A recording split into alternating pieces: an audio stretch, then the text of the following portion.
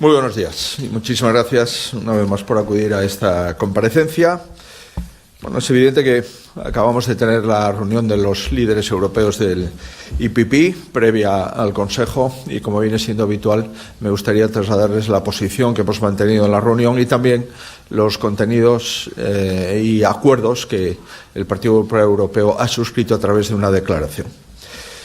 El asunto principal, como ustedes se pueden imaginar, es la defensa de todos los Estados miembros, de toda la Unión Europea y también nuestra posición sobre Ucrania, pero también hemos hablado de otras cosas que creo que son importantes. Hemos hablado del Pacto Verde, hemos hablado de la necesidad de relanzar los sectores económicos europeos, automóvil, sectores químicos y acero. También hemos hablado de simplificación administrativa y hemos hablado de aranceles. Pero, si les parece, me voy a centrar básicamente en defensa y en aranceles. Es evidente también, y ustedes lo saben muy bien, que estamos ante una situación compleja, probablemente ante uno de los momentos más trascendentales que ha vivido la Unión Europea. Hemos tratado, por tanto, del plan de rearme europeo, del apoyo a Ucrania y del libro blanco de la defensa. Y la primera reflexión después de esta reunión es que Europa ha entendido el desafío al que se enfrenta y, lamentablemente, tengo que decir, y digo lamentablemente, que el gobierno de mi país, el gobierno de España, no lo está entendiendo. La Unión Europea, digo que ha entendido este momento porque está, desde el principio de esta nueva legislatura, señalando con celeridad decisiones, objetivos, planificaciones e instrumentos financieros para conseguirlo. Europa tiene un plan, ha informado de sus objetivos, de su cronograma y de los instrumentos financieros para cumplir el plan y contempla reformas necesarias para cumplir estos compromisos. Más agilidad, más garantías y más responsabilidad entre los Estados. Y, por tanto, me siento orgulloso de pertenecer al Partido Popular Europeo porque hemos, en pocas semanas, activado todo un plan para defender a nuestros ciudadanos y todo un plan para garantizar la seguridad de la Unión Europea y la seguridad de Europa en su conjunto. Y asumir este liderazgo no es fácil hacerlo en tan poco tiempo. El documento del libro blanco de la defensa, pues acredita, en primer lugar, la necesidad de estar unidos, la necesidad de ser leales con los ciudadanos a los que debemos de proteger. En segundo lugar, el apoyo a Ucrania, porque esto es seguridad europea. En tercer lugar, reivindicar la importancia de la Unión y de la OTAN, porque es nuestro marco de seguridad y de garantías del Estado de Derecho. Y también este documento marca el camino de los cambios en los que debe trabajar la Unión. Debemos de ser ágiles. Debemos de tomar decisiones rápidas y debemos de evitar vetos interesados de algún país que conforme la Unión. Debemos de avanzar en la interoperabilidad, tanto de los ejércitos, de las tecnologías y de las plataformas de los países de la Unión. Debemos de fomentar, sin duda, la colaboración pública-privada. Y es que esto debemos de utilizarlo también como una oportunidad para mejorar la economía y la competitividad de nuestros sectores productivos. Y debemos de alcanzar los objetivos en 5 años. Por tanto, no tenemos mucho tiempo que perder. Pues bien, esto es lo que he presenciado, lo que he visto, en lo que he participado en la reunión de primeros ministros europeos y de líderes de la oposición del Partido Popular Europeo. Y, lamentablemente, pues frente a esto, lo que estamos observando en España es que el gobierno español no ha entendido el desafío y está yendo en dirección contraria. Está yendo en dirección contraria porque hoy el presidente del gobierno va a acudir al Consejo con un gobierno dividido, con unos socios parlamentarios en contra, sin ningún plan, sin ninguna concreción, sin ningún compromiso explícito y sin el apoyo del Parlamento español. Por tanto, probablemente el señor Sánchez sea hoy el primer ministro más débil en ese Consejo Europeo, porque ni tiene el apoyo de su gobierno, ni tiene el apoyo de sus socios parlamentarios, ni ha pedido autorización al Parlamento, ni ha comprometido ninguna cantidad y ningún instrumento financiero para avalar esa cantidad. Por tanto, no se puede decir que en España tengamos un plan cuando el Gobierno no ha presentado ningún plan. No se puede hablar de inversiones multimillonarias en defensa por parte del Gobierno de España cuando ni siquiera tiene presupuestos que sustenten esas inversiones, y no se puede hablar de que tiene una decisión porque no tiene mayoría para tomar la decisión. Por tanto, lamentablemente, vuelvo a constatar que entre el nivel de responsabilidad, el nivel de respaldo de los primeros ministros europeos y del primer ministro español hay un enorme abismo. Y es que todos los primeros ministros europeos hablan en nombre de sus países. Y el presidente del Gobierno de España no puede hablar en nombre de su país. Ni siquiera puede hablar en nombre de su gobierno. No puede hablar en nombre del Parlamento. Y lamentablemente estamos ante una situación absolutamente atípica. Y es que aquí viene un primer ministro español a comprometer algo que no tiene autorización para ello, a comprometer inversiones multimillonarias que no tienen presupuestos que las soporten, y a comprometer compromisos plurianuales sin autorización de su Parlamento y de las Cortes Generales. Insisto, situación absolutamente atípica, nunca vivida en un país de la Unión y tampoco, por supuesto, nunca vivida en la cuarta economía del euro, que es España. No sabemos exactamente cuándo el primer ministro español va a cumplir con la OTAN. Ha dicho que va a cumplir con la OTAN 2% de gasto en defensa antes del año 29. Esto supone 12.000 millones más. Ha dicho que activará la cláusula de rescate que conlleva la financiación del 1,5% más de incremento en defensa en términos de PIB. ¿Esto supone 20.000 millones más? ¿Tiene autorización para comprometer estos miles de millones de euros? No. ¿Tiene a su gobierno respaldando estas decisiones? Tampoco.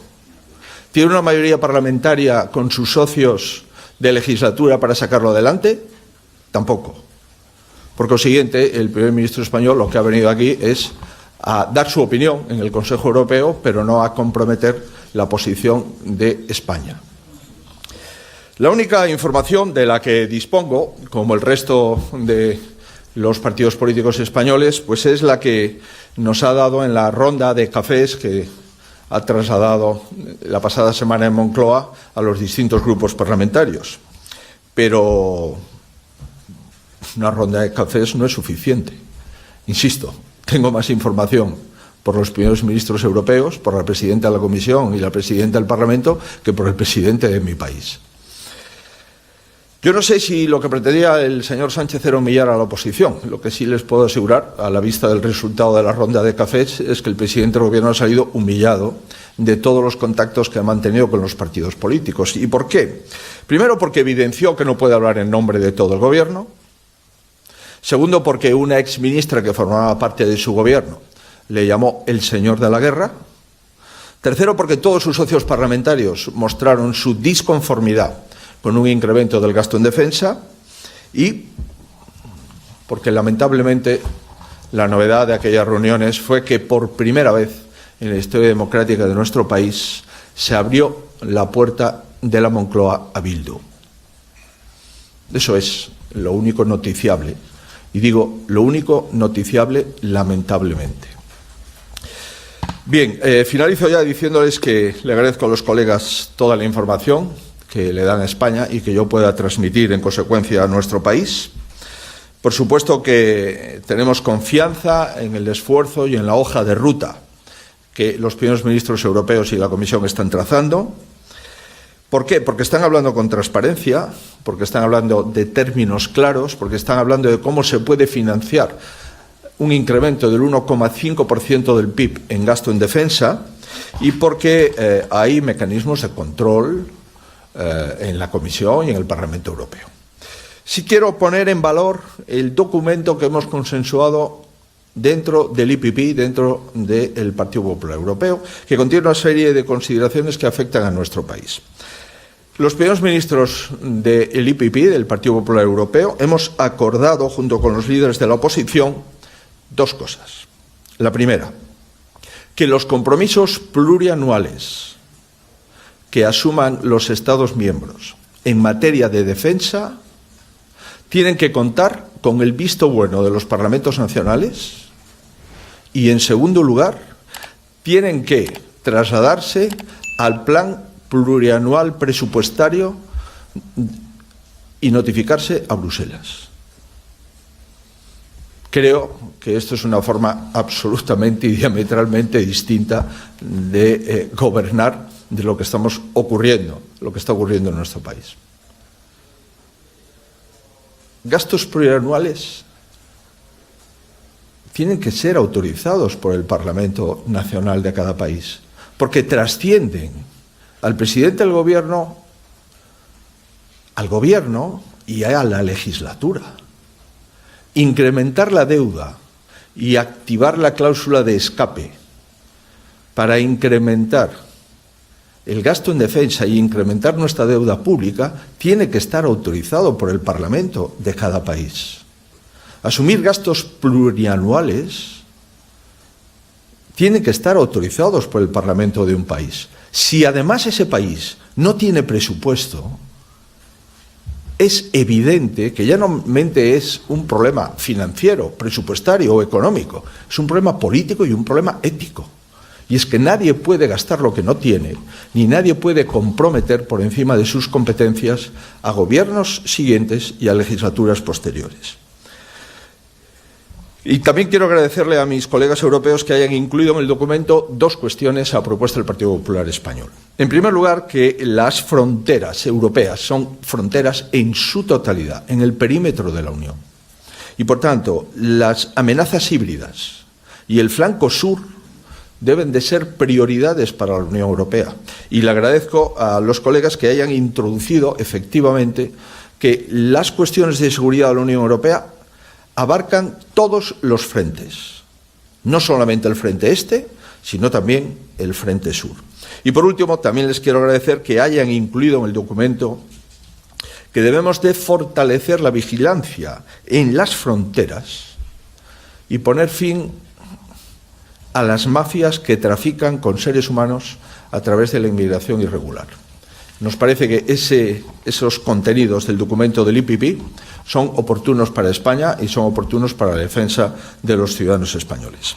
Finalizo hablándoles de aranceles, muy rápidamente. Seguimos pensando que el comercio es desde hace siglos la mejor herramienta para la paz, la mejor herramienta para la prosperidad de los territorios y la mejor herramienta para la competitividad de nuestra economía. Y por ello, cualquier guerra arancelaria perdemos todos. Pierde la competitividad de nuestros sectores productivos, pierden los ciudadanos, pierden las empresas y pierden los países. La Unión Europea está acertando porque está defendiendo sus intereses de forma inteligente, sin insultos y sin pleitesías ciegas a nadie. Por tanto, la diplomacia, la inteligencia y la firmeza, principios que yo mismo trasladé hace algún tiempo, son la materia prima para enfrentar el problema arancelario. En las próximas semanas es probable que la administración norteamericana siga la escalada de aranceles contra la Unión Europea. En las próximas semanas, pues, debemos de seguir reaccionando con firmeza, sin insultar a la administración norteamericana, pero también sin callarse, ni mirar para otro lado, ni buscar justificaciones a lo injustificable. Por tanto, debemos de trabajar en reforzar el mercado interior de la Unión y de demostrar que Europa también, en materia de comercio, es más fuerte cuando está unida. En fin, la conclusión de la reunión de hoy es que Europa tiene un plan. Tiene un plan en materia de defensa conocido, creíble y realista. Que la mayor parte de los Estados miembros también tienen un plan. Y que España necesita un plan. Un plan en materia de seguridad, de soberanía y de defensa. España necesita certezas y necesita tener un gobierno que tenga los apoyos suficientes para acreditar esas certezas en materia de seguridad, de soberanía y de defensa. Y a día de hoy, España lo que tiene es un presidente que acude al Consejo Europeo sin el respaldo de su gobierno. Acude al Consejo Europeo sin el respaldo de su gobierno en el momento más trascendente de la legislatura española. Comprenderán que así no se puede seguir trabajando, porque la cuarta economía del euro no puede dar este espectáculo de falta de presupuesto, de falta de unidad del gobierno y de falta de apoyo parlamentario. Esta es lamentablemente la situación de nuestro país y, como comprenderán ustedes, por lealtad a mi país, yo no la voy a ocultar. Pues nada más. Muchas gracias. Si tienen ustedes alguna cuestión y yo puedo serles útil, lo intentamos. ¿Qué tal? Buenos días. Soy Guillermo Pascual, de Antena 3. Me gustaría preguntarle, siguiendo con el gasto en defensa, evidentemente es una prioridad absoluta en la Unión Europea ahora mismo, y además habrá que hacerlo de manera masiva. No sé si teme usted que ese aumento del gasto en defensa termine afectando a las partidas sociales, a educación, a sanidad, o si cree que esto puede hacerse sin tocar las partidas sociales. Y una segunda pregunta, si puede ser, me gustaría preguntarle por el acuerdo en Valencia entre el Partido Popular y Vox para sacar adelante los presupuestos. ¿Está satisfecho con ese pacto con Vox? ¿Está usted cómodo? Gracias. Es evidente que todos los países de la Unión que quieran cumplir y que tienen que cumplir, y si son socios de la OTAN, no tendrán más remedio, salvo que quieran ser expulsados de la OTAN, necesitan incrementar el gasto en defensa. Y prueba de ello es que la Unión Europea ha establecido distintos mecanismos para facilitar esa financiación. El mecanismo de la deuda que no computa en la regla de gasto, 650.000 millones aproximadamente, el mecanismo de préstamos de la Unión Europea para invertir de forma conjunta entre los países de la Unión, 150.000 millones de euros, además de otros mecanismos menores del Banco Europeo de Inversiones. Por tanto, ¿qué es lo que tiene que hacer el Estado? Primero, explicar a su país, a sus ciudadanos y en el Congreso cuál es el mecanismo que van a utilizar, la intensidad del mismo. ¿Qué es lo que usted me pregunta? Si esto puede afectar o no al gasto social. Pero usted, en el presupuesto español hay mucha grasa y no hay por qué afectar al músculo. Nunca ha habido un presupuesto con tanto gasto político, gasto burocrático y gasto prescindible. Por tanto, creo que en el contexto del presupuesto del año 23 hay la suficiente grasa burocrática, política y administrativa para no afectar a las políticas sociales, que es el músculo presupuestario que debemos de preservar. Sobre la segunda cuestión... cómo no, la segunda cuestión a la que usted se refiere. Mire, comprendo que a lo mejor en nuestro país ya empieza a ser normal lo que nunca ha sido normal, que es no tener presupuesto. Y comprendo que a los presidentes autonómicos no se les puede exigir tener presupuesto si el gobierno de España no lo tiene. Pero yo creo que hay que intentar tener presupuesto. Y el deber de cualquier presidente, ya sea un alcalde presidente, un presidente de la Diputación, un presidente de una comunidad autónoma y, por supuesto, el presidente del gobierno, es tener presupuesto. Y lo que ha hecho el presidente de la Generalitat es intentar que en la Comunidad Valenciana haya presupuesto. Sería una temeridad que el presidente de una comunidad autónoma no intentase tener un presupuesto para sus servicios públicos. Y esto es lo que ha hecho, insisto, el presidente de la Generalitat, y entiendo que está cumpliendo con su deber, que está haciendo lo que tiene que hacer, si además tiene la reconstrucción como objetivo fundamental de los ciudadanos de la comunidad. Insisto, sería una doble temeridad no tener presupuesto corriente y no tener un presupuesto para la reconstrucción como consecuencia de la DANA. Entiendo, pues, que el presidente de la Generalitat está cumpliendo con su deber, que es intentar aprobar un presupuesto. Este es el objetivo fundamental del Partido Popular en la Comunidad Valenciana y del Gobierno valenciano. Dani, por favor. Muy buenas, aquí, Daniel Viaña del Mundo. Ha comentado que la cuarta economía del euro no puede seguir dando este espectáculo, que por lealtad a su país no lo va a ocultar. No sé si lo que nos quiere decir es que el presidente Sánchez debería incluso dimitir si no consigue los apoyos suficientes necesarios en el Congreso para el importante gasto en defensa que debe enfrentar. Y luego me gustaría, por favor, que nos explicase qué es lo que ha ocurrido en estos últimos 15 días con el Congreso de Valencia, porque usted la última vez que nos vio nos contó que estaba valorando, analizando que podía trasladarse a Madrid. Finalmente será en Valencia. No sé si ha sido una decisión que el presidente Weber ha impuesto y cómo de incómodo se encuentra usted con el hecho de que sea en Valencia. Gracias. Mire, hay distintas motivaciones para que un presidente del Gobierno pues dé por finalizado una legislatura. En España siempre, digo siempre, fue así cuando ocurría una serie de hechos importantes. Si usted no tiene mayoría suficiente para aprobar el presupuesto, tiene que convocar unas elecciones. Lo que no puede ocurrir es que en España no tengamos presupuesto en esta legislatura y estemos con las cuentas de una legislatura que está extinguida, que no existe. De unos diputados que votaron un presupuesto que buena parte de ellos ya no son diputados. Y no puede ocurrir que un primer ministro europeo lleve 7 años en el gobierno y 3 presupuestos. Esto no ha ocurrido jamás en la democracia española.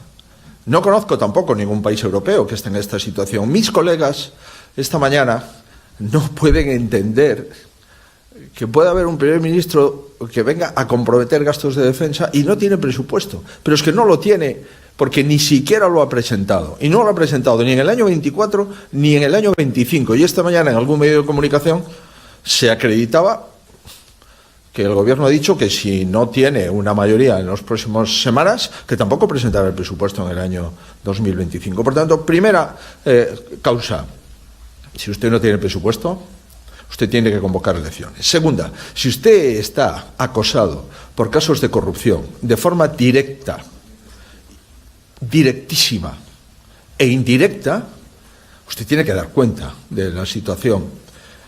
El primer ministro portugués, y ya van 2 en los últimos años, por cuestiones que podían afectar de forma directa o indirecta su honorabilidad, convocaron elecciones.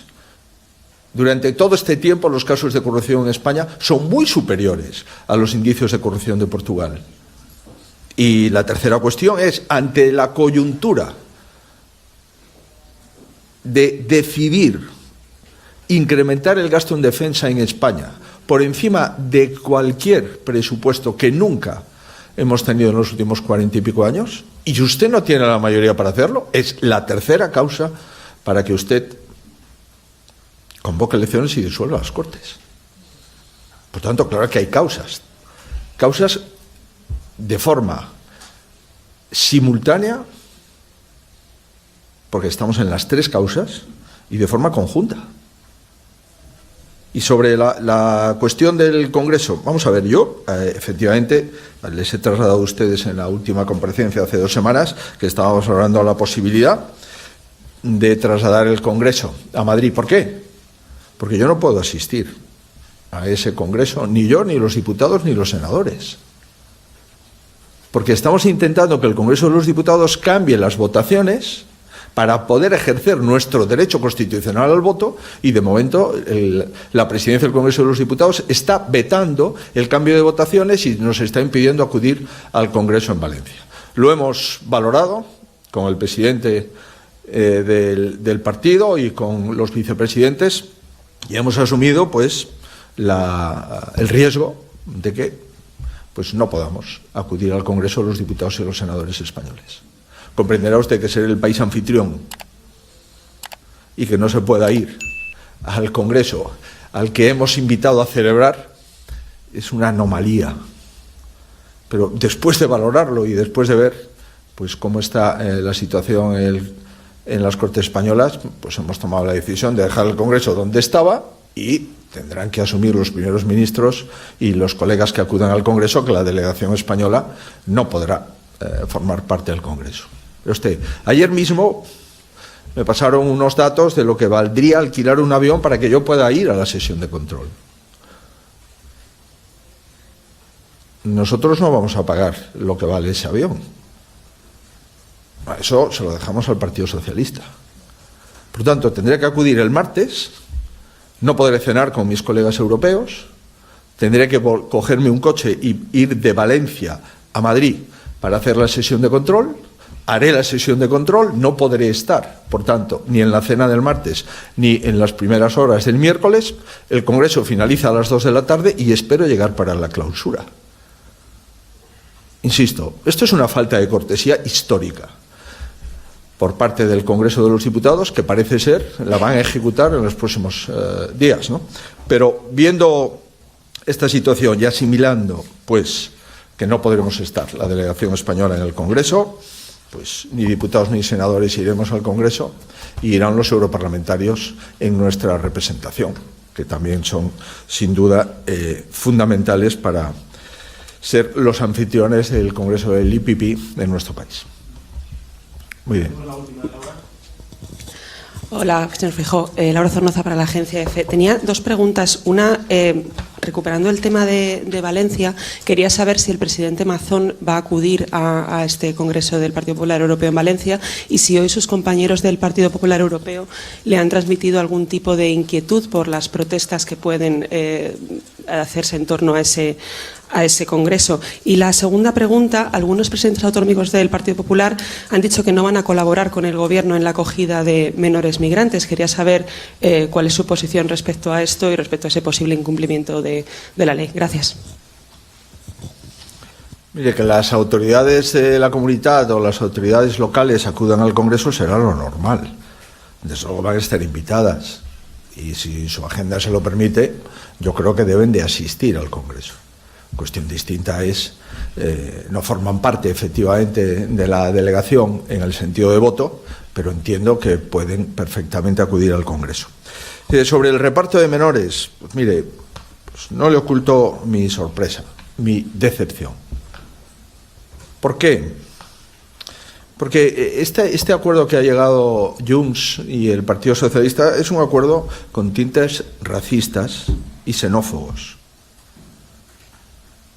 Oiga, no se pueden repartir menores inmigrantes en función del color político que gobierna en cada comunidad autónoma. No se puede hacer. Eso es una falta de respeto, en primer lugar, a los menores y, en segundo lugar, a los principios básicos de no arbitrariedad y de igualdad. Por tanto, si en función de quién gobierna en una comunidad va a tener que acoger más menores y en función de si es socio del gobierno no tendrá que acoger menores, comprenderá que eso es inadmisible. No se puede aceptar. Mire, hay cuestiones que tienen límites, ¿no? La falta de política migratoria del gobierno ha producido resultados lamentables.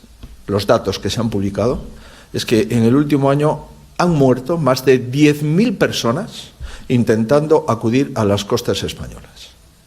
El efecto llamada del gobierno y la falta de control de las mafias en origen y en destino está produciendo estos resultados catastróficos.